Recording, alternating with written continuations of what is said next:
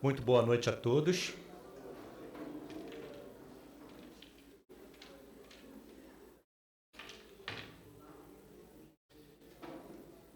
Vê se ficou melhor agora de escutar, tá bom?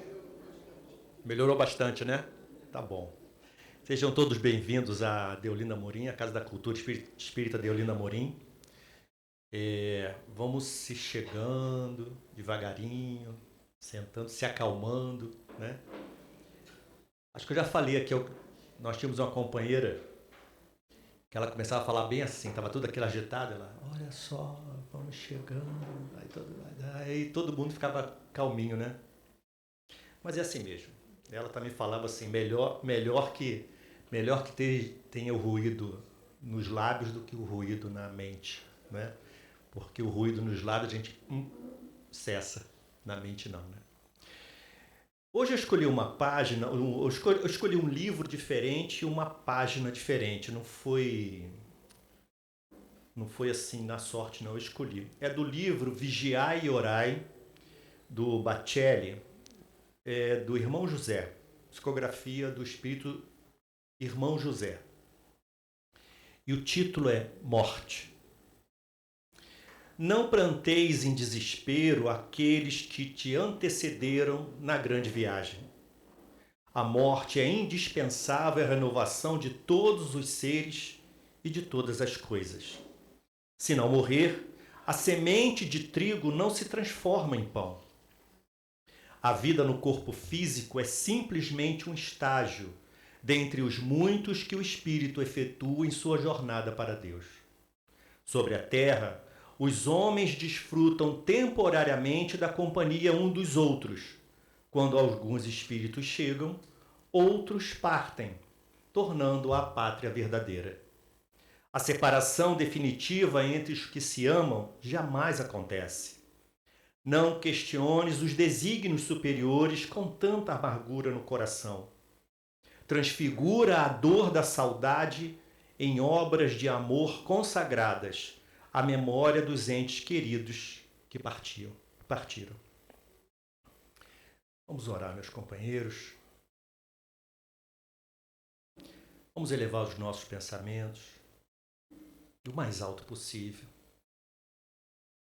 Na dificuldade, vamos imaginar a imagem de Jesus, qualquer que seja que venha à nossa mente.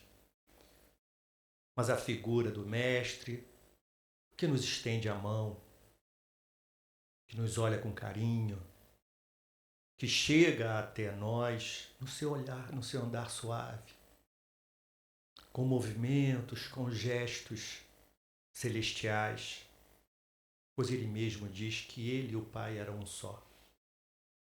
Que possamos fazer dessa imagem nosso norte, fazer dessa imagem a finalidade que fez com que viéssemos a essa casa. Porque, mestre, essa casa te pertence. Como dito, lido na leitura, estamos aqui neste corpo só de passagem, nessa casa de tijolo e cimento, nessa matéria endurecida, apenas para aprender. Que possamos fazer desses 50 minutos, 40, enfim, o tempo que a nossa companheira Cleide precisar. Escutar as suas palavras, pensar, refletir, mas acima de tudo, entender da forma como nos ensinaste há mais de 2000 anos, que a morte não existe, a dor não é para sempre e que seremos felizes. Que assim seja. Cleide, agora é a sua parte.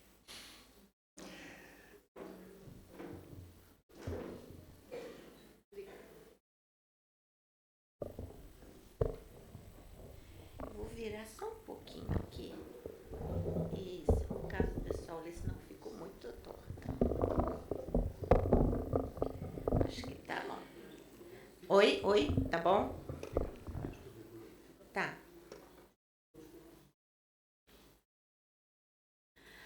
Boa noite a todos. Sejamos todos bem-vindos ao nosso encontro de sábado, numa noite especial como hoje. E hoje é uma noite especial para todos nós. Não importa a que religião a gente pertença ou a nenhuma, mas é uma noite especial, é um dia especial, né? A nossa doutrina nos ensina que não tem regra, que não tem ritual, nada disso. O que vale e o que nos move nesse dia, como em qualquer outro momento, é o nosso coração, é o nosso sentimento, é o que nós desejamos nesse dia em relação aos nossos entes queridos, né? E hoje, sendo finados, né? Finados, a palavra significa final, né? Encerramento. E esse significado não cabe muito bem para nós, né? Por isso, gente, olha, o slide, na verdade, é azul. Eu não é preto, tá, gente? Tá, não sei por que ficou essa cor, mas ele é azul, tá? Então não vamos pensar que eu coloquei de preto aqui, não. De luto, não é isso. Bom, então nós escolhemos esse tema e é uma pergunta para nós. A morte é uma ilusão? Aí vocês respondem. É uma ilusão? Pois é. Vamos pensar sobre isso. Vamos refletir um pouquinho sobre isso, mas por que ela pode ser uma ilusão para nós? Por quê? Mas primeiro vamos brincar aqui um pouquinho, para a gente perceber como que muitas vezes a gente vê alguma coisa, mas na verdade não é bem isso, né? Como a gente se engana. Vamos ter uma brincadeira. Aqui já tem uma brincadeira, né? Depende como você vê, o que você vê, né? Como você entende, como isso chega até você, né?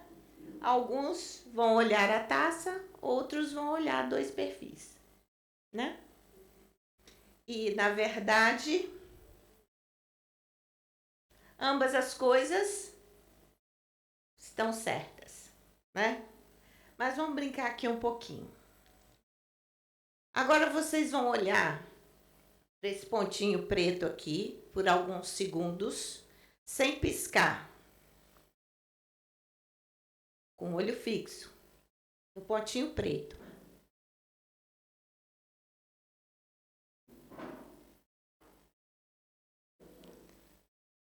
Agora continua olhando para o pontinho preto.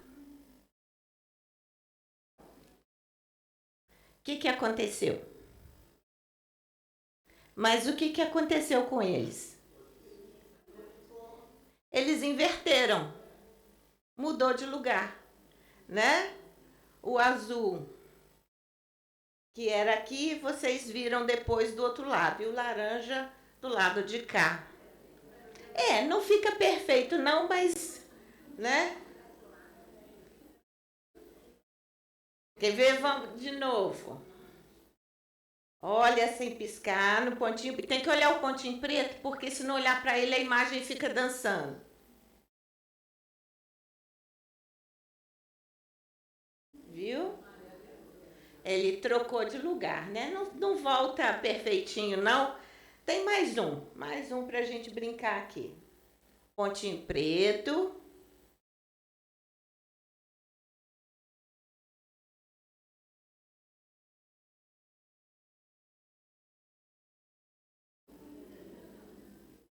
Quase perfeito, né? Ainda fica vendo um tempão, né?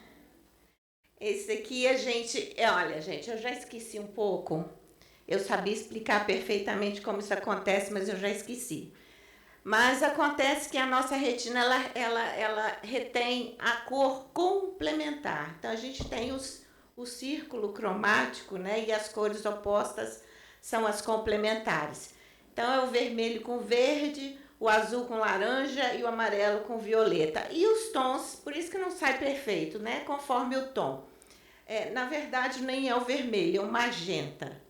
O magenta dá o verde perfeitinho, né? Então, nas suas variações. E foi até um pintor que uma vez, eu também já esqueci qual foi, ele sentadinho olhando os lençóis pendurados, né? E ele estava olhando uma paisagem com a mata, e aí de repente ele olha para o lençol, aquela imagem da mata verde ficou vermelho no lençol. E aí ele passou a observar como que nós, né, como a luz, né, que penetra na retina, nós sobrecarrega uma cor e o cérebro não reproduz mais aquela, somente a complementar, são as cores complementares. Então, na verdade, nem sempre tudo que parece é. Tudo bom, Edson? Então, apenas uma brincadeira para a gente começar, né, a refletir sobre as ilusões que estão à nossa volta o tempo todo. Aqui tem mais uma ilusãozinha na imagem. Essas linhas são retas ou não?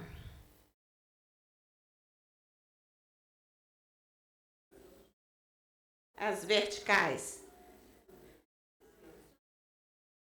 são paralelas. São paralelas. O fato da gente mudar os quadradinhos de lugar dá ilusão, mas se eu puser uma régua ali, vão ver que elas são paralelas, né? Dá uma ilusão de que estão tortas, né? Então a gente não pode confiar nem na nossa vista. Bom, vivemos no mundo da ilusão. A verdade não está naquilo que vemos, mas precisamente naquilo que não vemos. Porque essa é uma fala do Vinícius no livro Em Torno do Mestre. E por que a gente pode pensar nisso? A nossa vida ela é impactada por muitas coisas, né? A gente vive em contato com tantas informações, com tantas situações, e nós recebemos tudo isso, nós recebemos as mensagens, recebemos as sensações, recebemos as informações, sentimentos, as relações.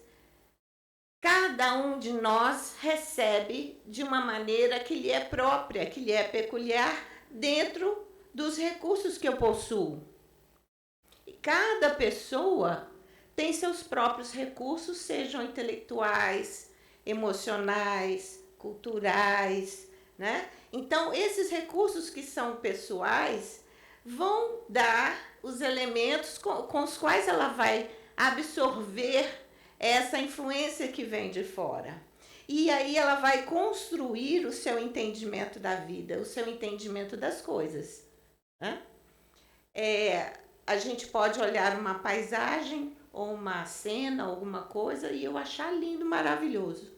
E outra pessoa nem sequer prestar atenção, ou não chamar atenção, ou achar feio, né? Então, qual é a verdade nisso? E a verdade das emoções? Nossa amiga ali, que é psicóloga, né? E outros que escutam, né? Os companheiros que chegam com as suas dores e falam.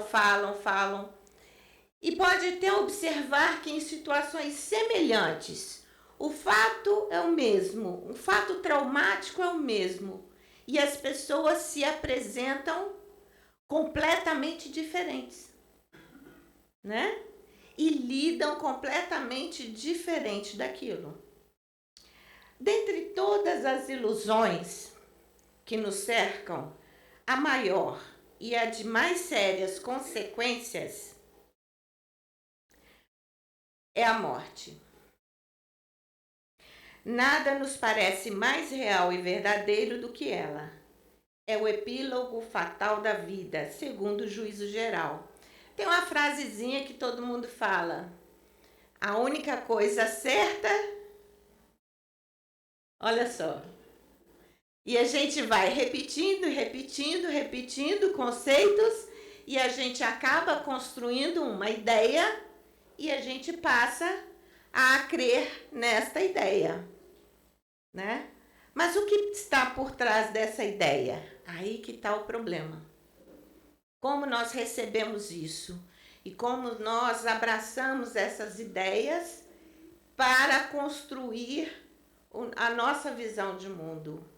Porque esse edifício que a gente constrói, que é a nossa visão de mundo, ele é uma coisa muito séria, muito importante, porque é onde ele nos coloca na vida. É como nós somos, é como nós nos expressamos, é como nós agimos de acordo com isso. Não é? Muito bem. Mas para a gente entender por que a gente pensa isso, porque aparentemente é isso mesmo, né? Aparentemente é isso mesmo. Mas por que a gente tem tanta certeza assim? Vamos ver um pouquinho? Isso aqui é uma outra ilusão também que, né, você faz com o lápis, você cria uma ilusão. Na verdade, né, parece que o bichinho está saindo do papel. Bom, o que é uma ilusão?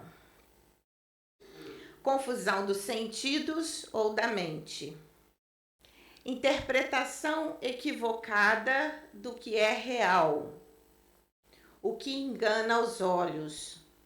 Crença ou ideia que não se alinha com a realidade. As causas podem ser claras ou não. Isso acontece com a gente o tempo todo. Porque nós vamos normalmente ao encontro daquilo que nos agrada, daquilo que faz sentido para nós. E não necessariamente a gente busca compreender de fato, né? Então a gente acaba sintonizando com aquilo que mais mexe com a gente, que mais concorda com a gente. E é natural que isso aconteça. E muitas vezes, nesse caminho, a gente acaba se iludindo. A gente entra num campo de crença ou de ideia iludido. E passa muito tempo dentro daquele campo de pensamento, né? Até que algo aconteça. Pode passar a vida inteira, mas a gente pode, de repente, aí vem aquela sensação de desencanto. Nossa, não era nada disso. Nossa, e às vezes a coisa é séria. Por isso que ele coloca que uma das coisas mais sérias, né, é essa ilusão da morte, de consequências muito graves, né? Quando a gente tem um choque muito grande de realidade e isso impacta também muito a nossa vida. Uma mudança radical na nossa vida quando a gente se depara com algo que não era nada daquilo, daquela construção que eu fiz por tanto tempo, né? Então não é simples. Gente, viver é muito complicado, muito difícil, não é fácil. E nós sempre, durante a vida, vamos sempre ter que lidar com essas coisas. Entre refletir sobre aquilo que eu coloco nos meus valores, no meu entendimento, e ter a humildade ou a coragem ou a serenidade de lidar quando eu seguir por um caminho ilusório. E mudar de rota. Gente, mudar de rota é difícil. É muito difícil, né? Então vamos entender um pouquinho da morte, onde nós chegamos hoje, na nossa visão de morte, como a morte nos impacta ainda hoje. Alguém aqui, já fizemos essa pergunta aqui algumas vezes. Aqui ninguém tem medo de morrer. É tranquilo, é todo mundo zen. Zen, né? Beleza. Até a hora que ela chega. Até a hora que ela começa a falar assim, ó, tô chegando. Ou com você ou com outro que tá com você, né? Não é simples, gente. A gente sabe disso, que não é simples. não é romântico, né? A gente tem, o espírito então tem essa coisa, né, de dar aquele ar romântico lindo, né? Mas na verdade não é, porque nós não estamos prontos. Nós ainda precisamos amadurecer muito, né? Agora há pouco tempo eu perdi meu pai e aquela coisa, né, que nos sustenta a doutrina espírita até a hora derradeira. Até a hora que você assiste a partida, né? É claro que cada um parte de um jeito, né? No meu caso, ele não foi romântico, não foi bonito. Não era, olha a ilusão, não era o que eu esperava, né? Então, lidar com uma situação dessa não é simples. Mas vamos aqui, então, em frente. Oi. Exatamente, Edson. Quase nunca é como vocês, a sua expectativa nunca é satisfeita, né? A gente não tem controle sobre essas coisas. E a gente tem que ter a serenidade nesse sentido. E dizer, eu não tenho controle sobre isso. E eu tenho que viver isso com a serenidade, com a verdade que é minha, do meu jeito, né? Saber até onde eu consigo ir, até onde eu já entendo com razão, mas com carinho também, né? Bom, as visões da morte. Ao longo da história humana e da formação da cultura religiosa, porque a cultura religiosa ela foi se formando com o tempo ao longo das civilizações, né? Desde os povos primitivos até quando as civilizações vão avançando. Sempre houve a intuição da imortalidade e da ressurreição, ou seja, o ressurgir da alma em um outro plano após a morte. Mas as formas de se pensar o pós-morte foram muito variadas, né? Bastante diferentes. Então, só para a gente ter dar um passeio, só para a gente ter uma ideia de onde que veio tudo isso e que tudo isso está em nós, né? Que a gente veio trazendo através das encarnações. Então, lá no zoroastrismo, então tem essa famosa frase, né? Segui o bem, fazei o bem, pensai o bem, assim falou Zaratustra. Mas essa frase representa exatamente tudo que era o pensamento desta religião, né? Havia dois lados, o bem e o mal. Os deuses, o bem e o mal, e o homem tem o livre-arbítrio para escolher quem ouvir. Então, aquele que ouvisse o bem ia ter a vida no paraíso. Era a sua escolha. Então, eu poderia ser influenciado pelo bem ou pelo mal, era a sua escolha. Então, olha só, já existia uma tranquilidade que haveria uma vida após a morte, mas ela estaria vinculada à sua escolha, né? No hinduísmo, mais ou menos 1500 anos antes de Cristo, né? A salvação está no fim do sofrimento, na fuga da ilusão. O que era o sofrimento e a ilusão? Sofrimento e a ilusão era a nossa ignorância e nossos erros. Os erros geram sofrimento. Enquanto nós, ainda imaturos, vamos errando pelas encarnações, a gente sofre, a gente tem dor. Então, a cada ida e vinda, nós vamos aprendendo até que a gente elimine esse sofrimento, essa ilusão, e vamos viver num paraíso junto aos ancestrais, em plena felicidade. Os egípcios, há 3.000 anos antes de Cristo, a morte era a transição para a vida eterna, nos campos de junco, né? Essa era a imagem para eles. Precisavam do corpo material para a vida após a morte, por isso se justifica a mumificação. não só o corpo físico, como todas as coisas deles, as posses, tudo junto. Ia tudo junto com o defunto, né? Inclusive os servos. Nossa, os servos eram muito bonzinhos com seus, né, senhores, porque tinha que viver muitos anos. Eram bem cuidados, né? Porque ia ter que ir junto. Então, no pós-morte, né, existe o mundo dos mortos, né?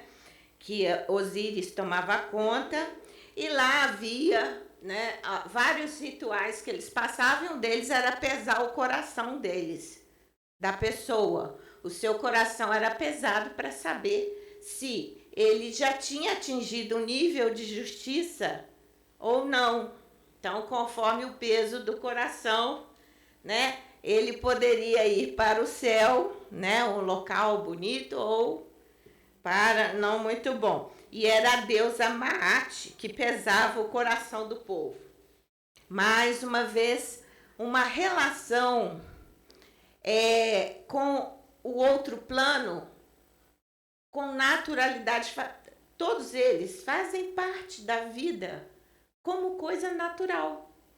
O pensamento das pessoas, isso é uma coisa natural, né?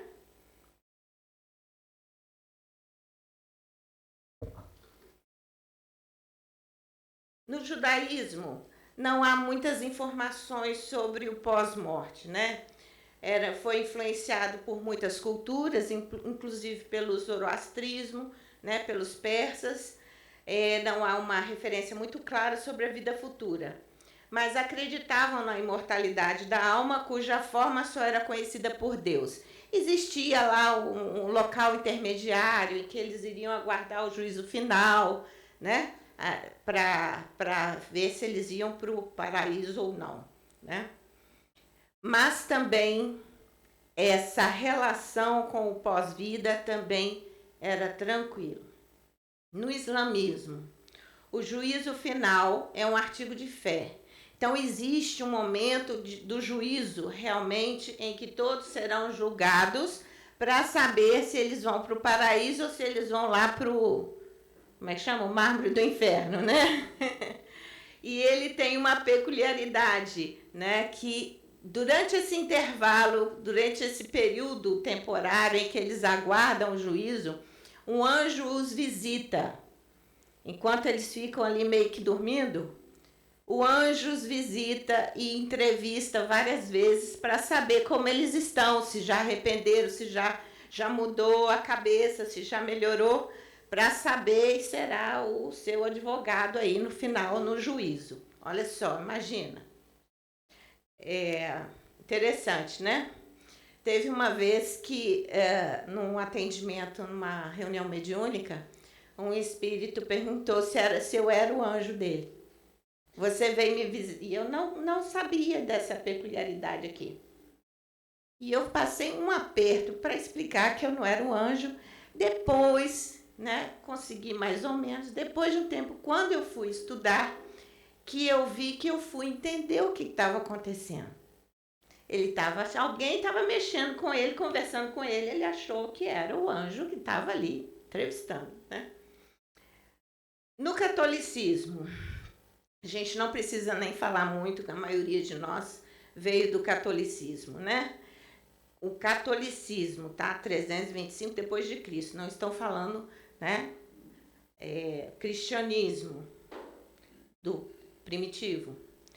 Buscam o perdão no juízo final, também existe a crença no momento, no juízo final, para viverem em comunhão com os eleitos de Deus, né? Hoje já existem algumas diferenças, né? Antes a gente tinha aquela coisa do purgatório, inferno, limbo, tudo isso eu não sei se vai voltar, né? Porque os papas trocam, eles mudam as coisas, né?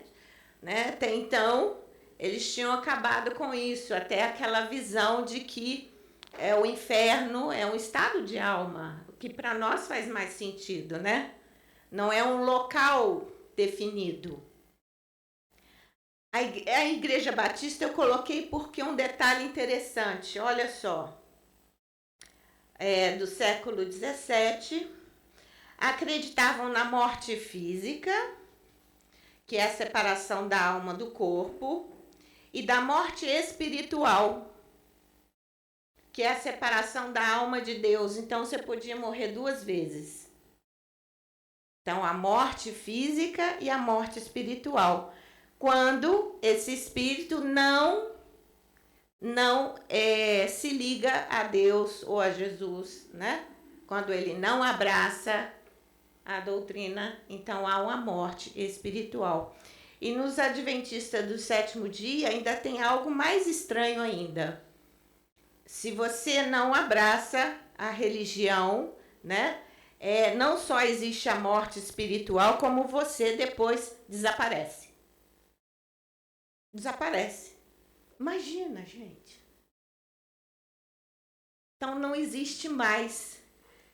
Veja quantas coisas que dentro desse imaginário que é construído por nós, mediante os elementos que a gente tem para entender, quantas coisas diferentes nós construímos e isso impacta a nossa vida. Como que pessoas que acreditam em determinadas coisas como essas vão viver? Não é? É difícil. Pelo medo, né? Gerando medo, insegurança, muita dor, muita culpa.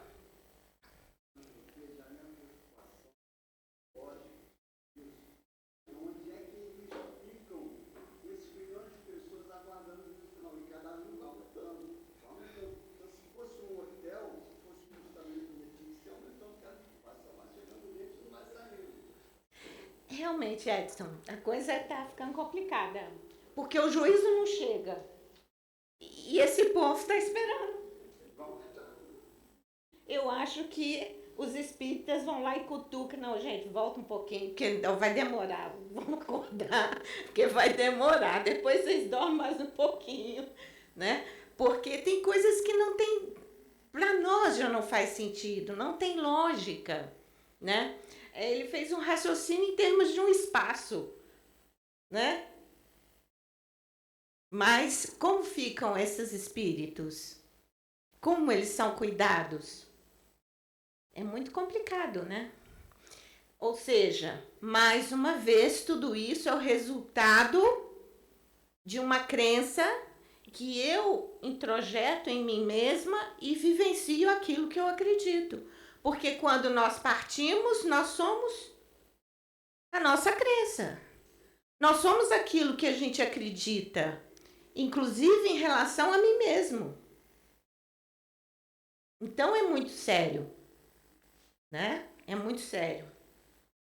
Aí eu deixei os celtas por último, não está em ordem cronológica, porque eles são mais próximos da nossa crença, do espiritismo, né? Tem mais a ver com a gente. E também, por esse dia, esse período que nós estamos, também tem muito a ver com os celtas, né? A crença na imortalidade, na reencarnação, ou transmigração da alma. A morte era uma etapa de renovação natural, de ciclo contínuo, como na natureza. Olha que mudança! A morte era uma etapa de renovação natural, de um ciclo contínuo. Então, uma coisa natural, normal, como as coisas na natureza, que tudo tem ciclos. Então, para eles, a morte era uma coisa tranquila. Aliás, também tudo tem medida, né, gente? Tudo tem medida. Eles tinham um olhar tão bonito, com tanto amor pelo outro plano, que eles chegavam a negligenciar a vida material, né? Aí a gente lembra daqueles desenhos do Asterix, do Obelix, o Ideia Fix. E é verdade, o desenho representa muito isso, né? que eles iam, né, enfrentavam os romanos, né, de peito nu. E para eles, morrer na batalha era uma grande honra, é sinal de que eles estariam muito bem. Então, era uma certa negligência com a vida material. E aí já é um equilíbrio que nós devemos ter, né? Porque se nós pensamos que a vida é uma só, ambos os planos são importantes. Então, não há que se negligenciar nem aqui, nem do outro lado. Porque a vida é uma só. Então, onde quer que eu esteja, eu tenho que cuidar com zelo do meu crescimento e do meu aprendizado, né? E aí o outro mundo era um local de descanso e reflexão sobre as ações praticadas e preparação para o novo renascimento. Então eu desencarnava, eu ia pensar, vou para o banco o cantinho do pensamento, vou lá pensar, vou refletir, rever, estudar, né? Com a ajuda, porque eles também tinham vários deuses, né? Eram politeístas. E pensar sobre tudo que eu fiz e me preparar para a nova jornada no mundo material, já em outras condições, com outros elementos, com outras ferramentas, já melhor nesse caminho contínuo à minha perfeição. Sempre, sempre com os olhos voltados a um lugar em que seremos realmente felizes. Todas têm esse olhar para um lugar futuro onde seremos realmente felizes, né? O Samhain e a conexão com os mortos, que era esse festival que eles faziam no final da colheita, na transição para o outono e inverno, né? Em que eles entendiam que era um momento perfeito entre os dois planos, que o véu que separava os dois planos nesse período ficava como se estivesse assim, fininho, bastante tênue. Então a passagem ficava fácil, ficava simples. E era nesse momento em que os espíritos tinham mais acesso ao plano material com facilidade. Então, nesse momento, nesse festival, havia uma interação com os desencarnados, né? Então, mas os espíritos são o que são. São espíritos bons, espíritos mais ou menos, espíritos ruins, amigos, amores e inimigos. Todos podiam passar, todos podiam vir visitar, né? Então, eles criavam as fantasias para se desvencilhar dos espíritos ruins, para que não os reconhecessem. E também tinha as lanternas que eles faziam para ajudar aqueles que eram os amores a encontrar o caminho, né? Iluminavam as estradas, as portas das casas. E ali, durante esse período do festival, eles conviviam com os espíritos familiares. Olha que interessante, né? E era, então, na época, né, o dia já convencionou-se de Todos os Santos, né? Depois passou a ser a véspera do dia de Todos os Santos. Vejam que o período ainda de vigência dos celtas já existia o cristianismo, né? Então, houve ali uma misturinha ali já, né?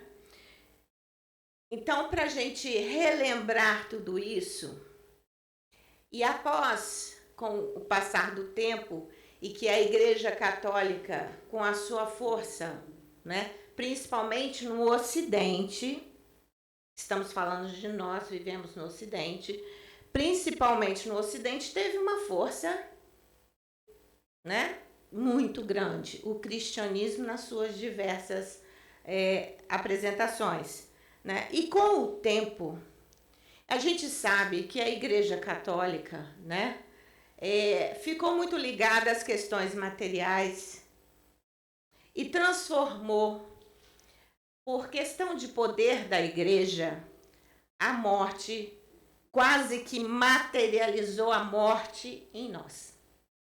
Como? A gente pune com a morte, a gente coloca o medo com a morte, tudo está ligado à morte. Né? Se você quer uma punição, né? Você é pena de morte. Então, o que virou? Nós transformamos a morte em algo muito ruim, em algo muito material. E isso é difícil da gente tirar de nós. Nós temos medo da morte, nós utilizamos a morte como ameaça, como punição. Não faça isso, porque senão você vai morrer. E isso está introjetado na nossa vida, na nossa cultura. Então, passou por isso que a gente entende que a morte, tal qual a gente olha, não é verdadeiramente o que ela é de fato. Ela é uma ilusão. E nós precisamos rever, refazer ao nosso olhar para a morte, o nosso sentimento diante da morte, distante dessas coisas. Porque nós já acreditamos, porque a gente já fala. Todos esses conceitos da nossa doutrina espírita a gente já fala. Mas a gente já fala com sentimento de fato?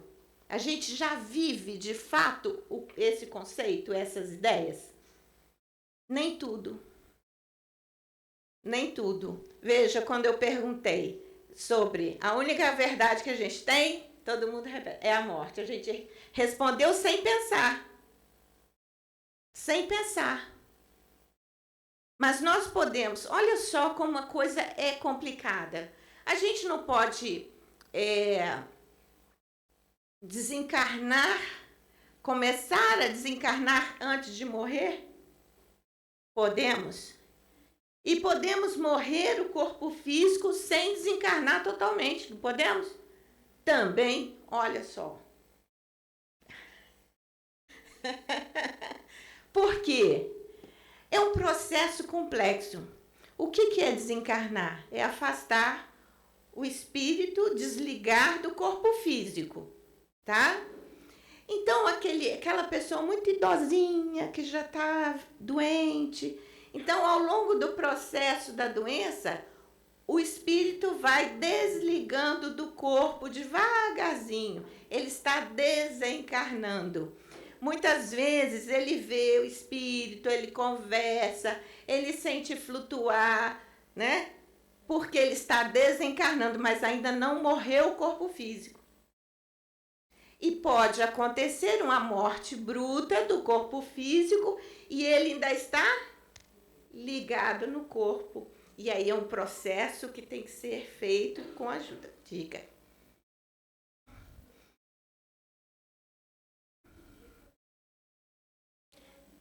Pode acontecer, como pode não acontecer. Cada caso é único. Pode. Cada caso é único. Depende. Cadê a Cris aqui? Ela adora essa palavra. Tudo depende. Depende, né? E pode acontecer até que um velhinho, como eu dei o exemplo, ele é tão ligado às coisas na vida, que ele está tão agarrado que isso que eu falei não acontece. Exatamente. Que está difícil, está agarrado ali. Ele dá os nozinhos cegos lá, não solta de jeito nenhum. Então, cada caso é um, tá? Mas é complexo. Não é simples assim. Então, a morte, ela tem uma história que é como a história da nossa vida.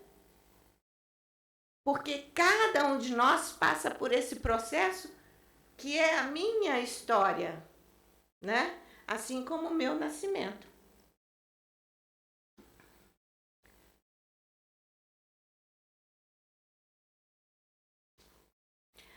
A vida não é a forma organizada, por mais complexa que essa forma seja, ou seja, corpo físico, Ora, como vemos a forma e não vemos a vida que a anima, tomamos por isso o efeito pela causa, concedendo à morte o império sobre a vida, quando na verdade é esta que fatalmente reina sobre aquela. Então essa mudança que se a gente conseguir fazer essa mudança, porque quem anima o corpo? É o espírito. O Vinícius, ele dá um exemplo de você pegar uma semente perfeita, prontinha, semente perfeita. Você pega ela, fatia ela todinha. Depois você junta tudo, cola tudo e bota na terra. Não vai mais funcionar.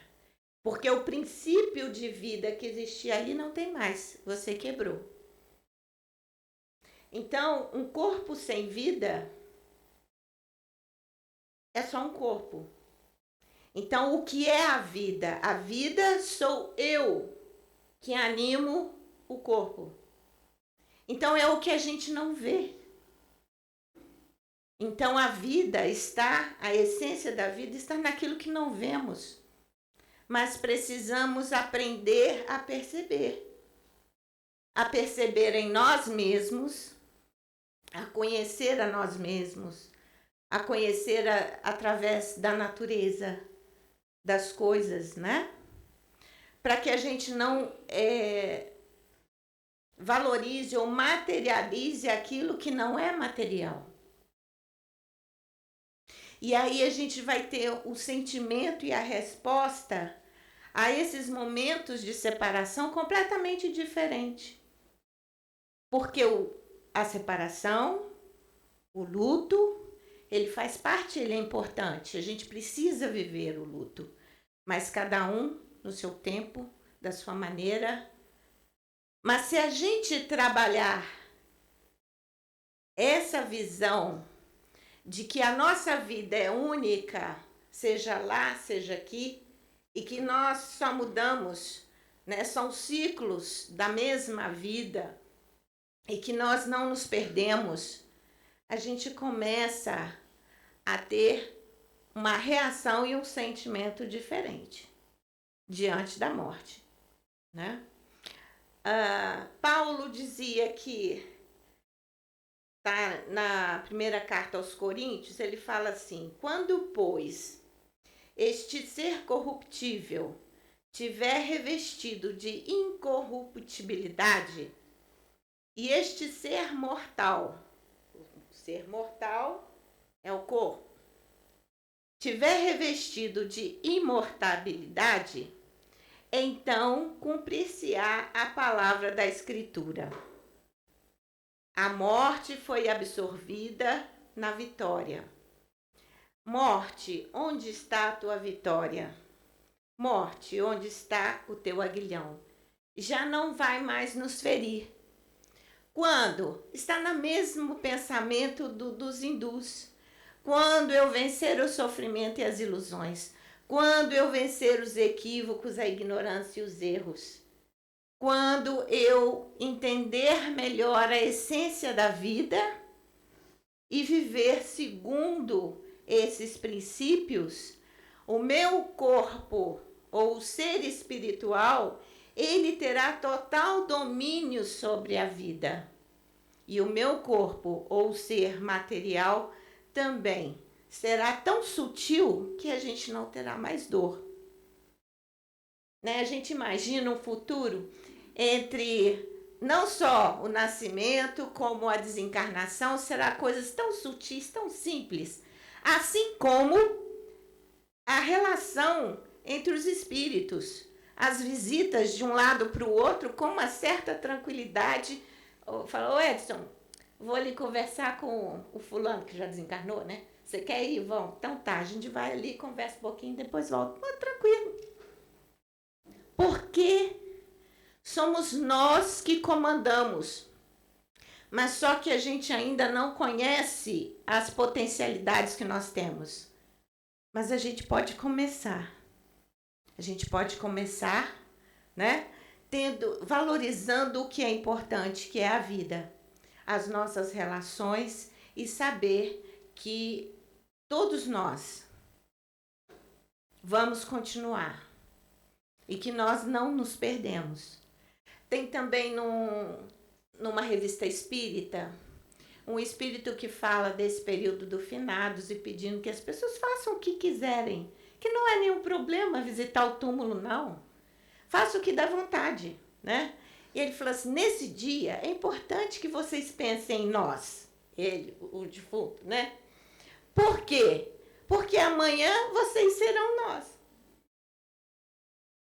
né? Então, vocês podem estar com saudade, vocês podem não estar bem, vocês podem estar sofrendo e vão sentir vontade que alguém pense em vocês.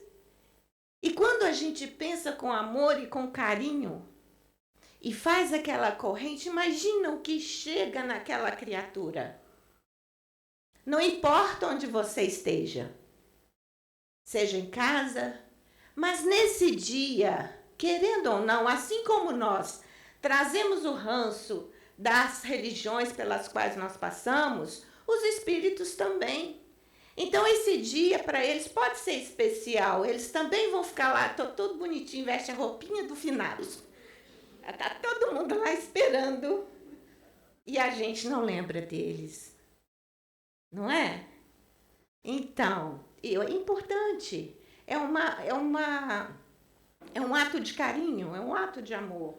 A lembrança é sempre um ato de amor, né? Difícil, no entanto, tem sido convencer o homem deste fato. A ilusão da morte dominou de tal maneira que ele se obstina em considerá-la como flagrante realidade.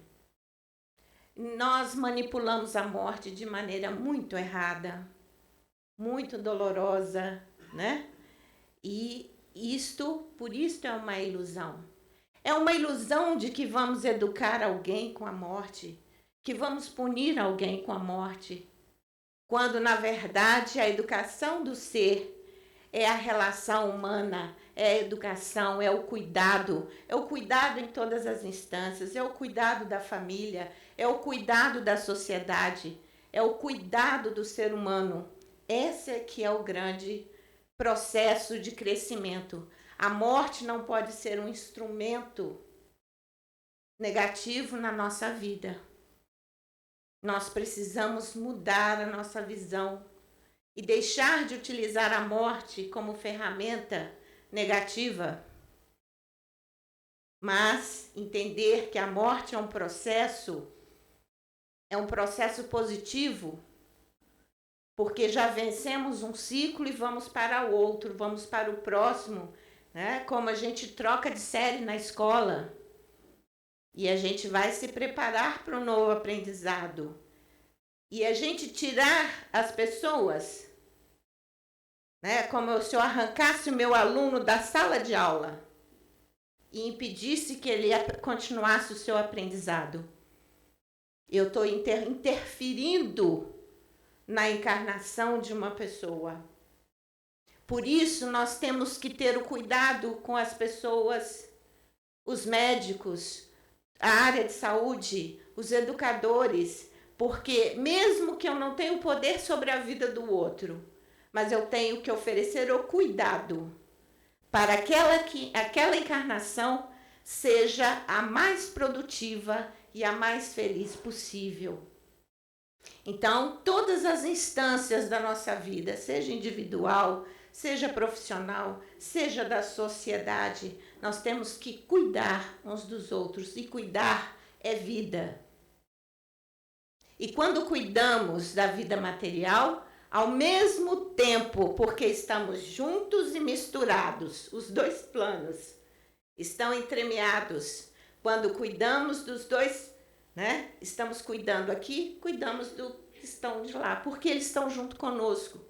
Eles também estão aprendendo, eles vão voltar e eles precisam entender a realidade em que eles vão lidar, não é? Então, tudo que eu falo aqui, né? Quantos espíritos estão aqui? Um monte. Os que estão na nossa casa, os que estão na escola, junto com as crianças, os adolescentes, os que estão nas universidades, aprendendo juntos. Nós estamos juntos. Tem um memezinho que o professor fala assim: ah, quantos alunos você tem? Ah, tem 30. Ah, não tem não. Ah, não tem não. Cada aluno que vem aqui traz mais 10. Né? E aí eu tenho que lidar com os daqui e os do outro lado. Né? Na confusão do outro lado. E é assim. E nós estamos falando e nos relacionando o tempo todo com os dois planos. E aí Jesus, né, mostrou para nós que a vida continua. Eu sou a ressurreição e a vida. Quem crê em mim, ainda que morra, viverá. Por quê? Porque ele ensinou isso para nós, que a vida, a morte não existe. E ele provou de forma patente, né?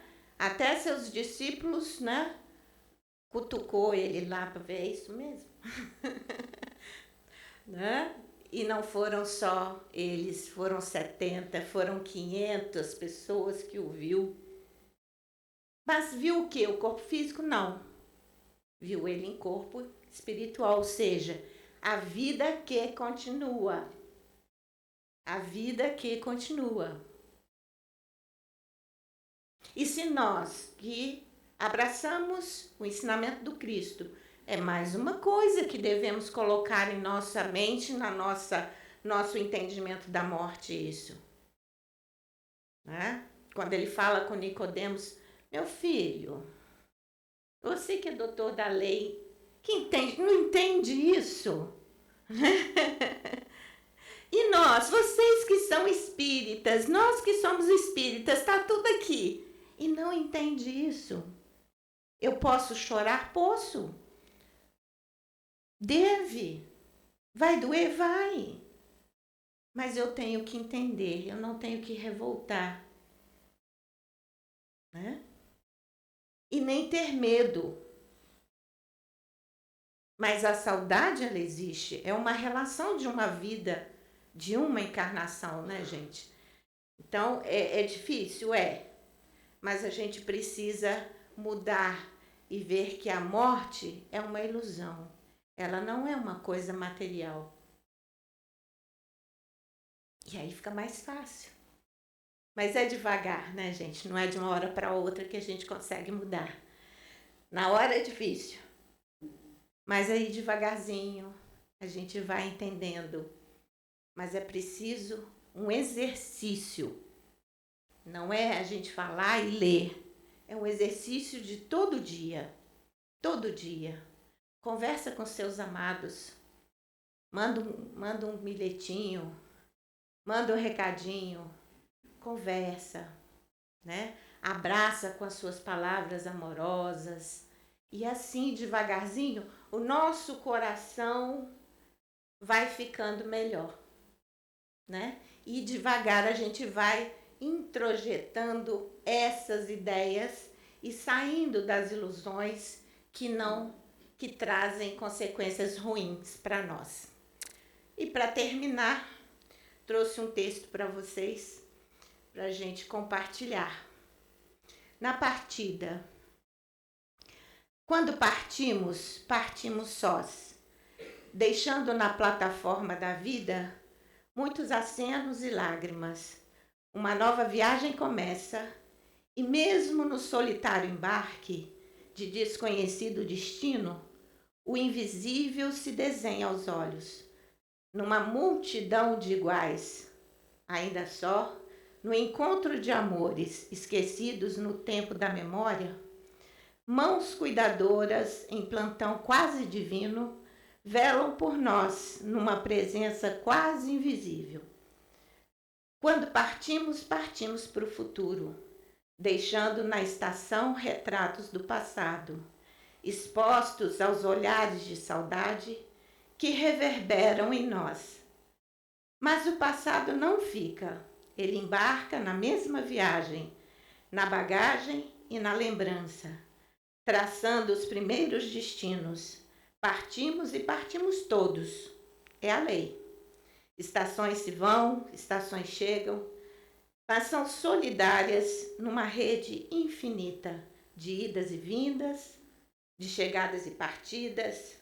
Os laços entre quem parte e quem fica, sem desatar, se estendem ao longe e correm nos generosos trilhos do infinito.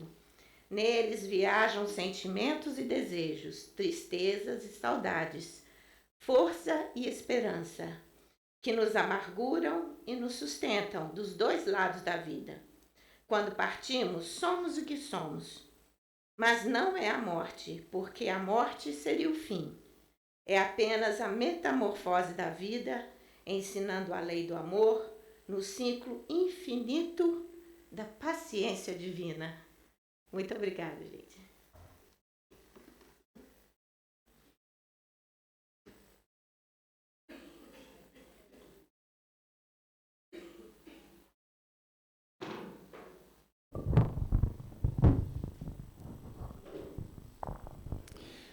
Primeira vez que eu fui no Frei Luiz, eu fiz tratamento lá durante um tempo, né?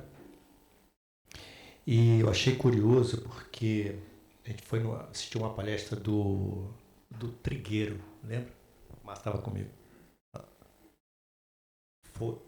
Não, foi o Trigueiro também, estava lá.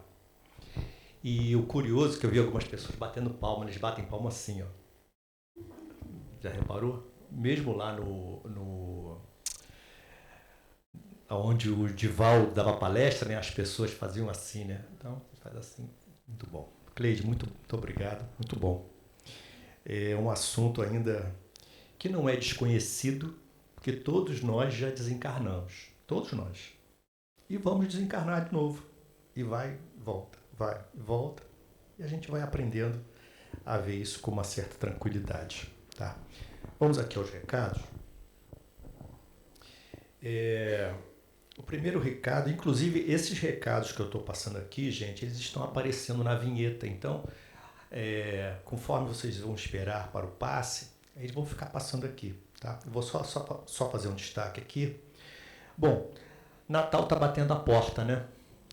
E como todo ano, a Deolinda Amorim, ela faz um trabalho solidário em duas frentes aqui em Teresópolis. Uma é aqui na sede, com o trabalho da Alta de Souza, com as senhoras e os netos dessas senhoras, e no Morro do Pimentel. E o que a gente faz para essas pessoas, né, que têm uma vida sofrida, gente? Bem ou mal, a gente tem a nossa ceia de Natal farta, na medida do possível tranquila, mas essas pessoas têm muita dificuldade. E eu acho que a gente pode ajudar um pouquinho. E quem quiser ajudar, todo ano a gente forma assim, uma cesta básica, né? A gente tem panetone, tem caixa de bombons, tem brinquedo para as crianças, a gente pode esquecer as crianças, né? E tem criança que espera o ano todo por esses presentes. Não precisa ser um presente de 5 mil reais, não precisa ser isso, mas uma boa lembrancinha para a criança, para que ela tenha, mesmo na sua inocência ainda, aquela expectativa de que algum Papai Noel olha por elas. Então, que a gente possa ser esses pequenos Papais Noéis, né, para essas crianças, tá? Aí, enfim, tem algumas, vocês podem entrar em contato, eu não vou dar o telefone aqui porque está sendo gravado, né? Mas é só procurar o pessoal ali na secretaria, Marcos, ele pode ajudar vocês com os telefones, com as pessoas que vocês podem fazer contato para doar, tá bom? E agora a mensagem é para a gente, nós que estamos aqui, tá?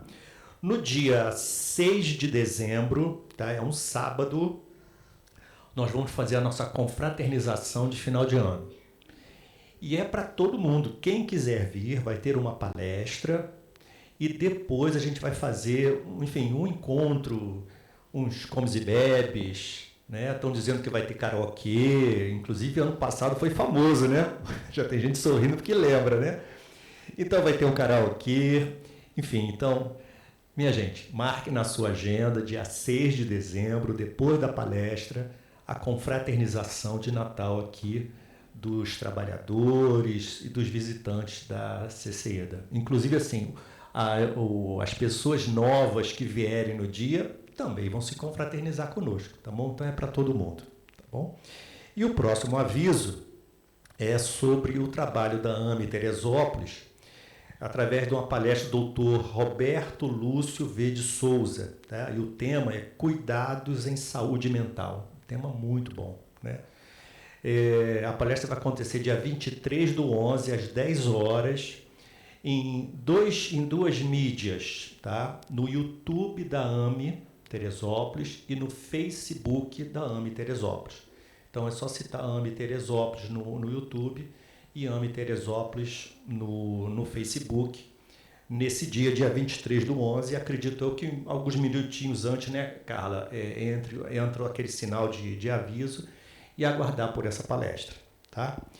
E um outro aviso também, gente, vários companheiros nossos fizeram encomendas de agendas para o ano que vem. Uma agenda muito bonita, inclusive. Deixa eu, o Alexandre. Uma agenda muito bonita, né? E tem Jesus na capa, né? Com o cordeiro, né?